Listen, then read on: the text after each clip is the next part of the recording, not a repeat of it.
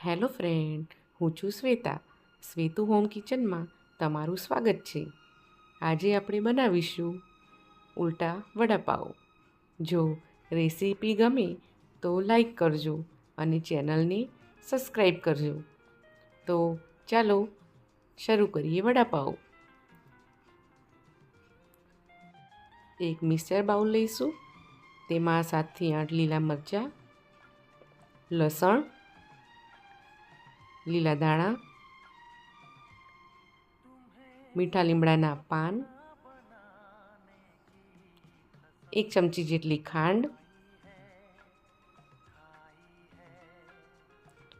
આખા ધાણા, જીરું બધું ક્રશ કરી લઈશું.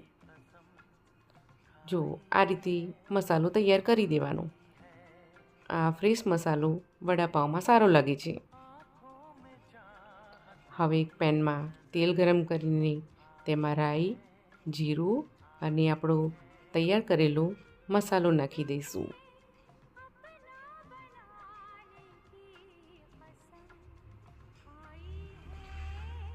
મસાલો બરાબર ચડી જાય પછી તેમાં મેં બોઇલ કરેલા બટાકા રાખ્યા છે તે નાખી દઈશું. મેં 7થી 8 જેટલા બટાકા લીધા છે. મેં પહેલાં જ બોઇલ કરીને રાખી લીધા હતા. હવે તેમાં હળદર અને મીઠું નાખી દઈશું. પછી તેને બરાબર મેશ કરી લઈશું.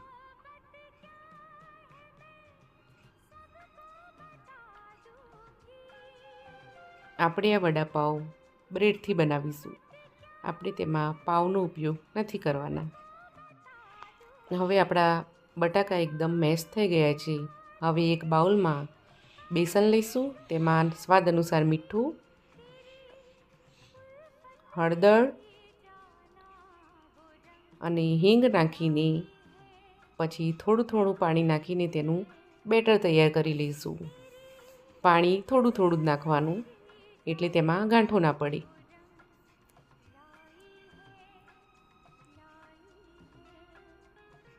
હવે આપણું બેટર એકદમ રેડી થઈ ગયું છે.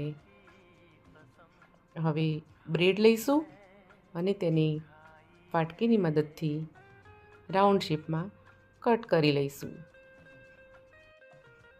તેમ એક પછી એક બધી બ્રેડને કટ કરીને મૂકી દઈશું. પછી એક બ્રેડ લઈને તેના પર ગ્રીન ચટણી લગાવીશું.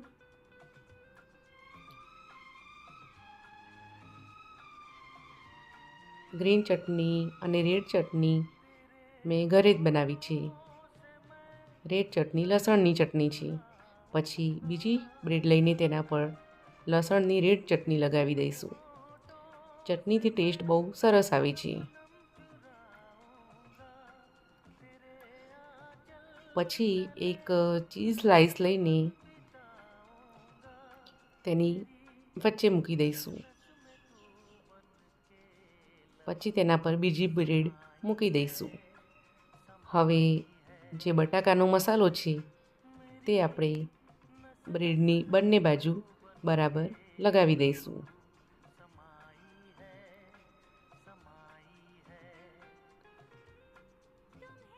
બંને બાજુ બરાબર બટાકાનો મસાલો લગાવી પછી આપણે તેને ફ્રાય કરીશું.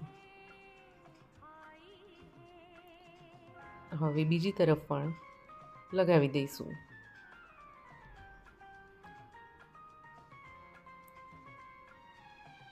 આ વડાપાવ ખાવામાં બહુ ટેસ્ટી લાગે છે. તમે એકવાર જરૂર ટ્રાય કરજો. હવે તેલ ગરમ થઈ ગયું છે. ગરમ તેલની 2 ચમચી આપણે બેસનના બેટરમાં ઉમેરી દઈશું.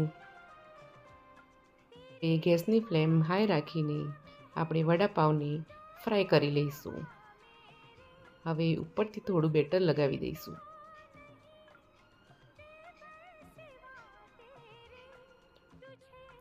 વડાપાવને હાઈ ફ્લેમ ઉપર જ ફ્રાય કરવાનો.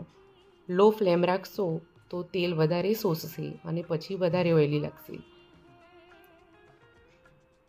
આવી રીતે આપણે તેલને થોડું ઉપર કરી લેવું એટલે ઉપરથી પણ સારી રીતે ફ્રાય થઈ જાય. હવે આપણો વડાપાવ એકદમ સરસ રીતે ફ્રાય થઈ ગયો છે. હવે તેને પ્લેટમાં નીકાળીને તેને કટ કરી લઈશું. જો ફ્રેન્ડ, આપણો વડાપાવ કેટલો સરસ થઈ ગયો છે. તો તમે પણ જરૂર ટ્રાય કરજો. Thank you.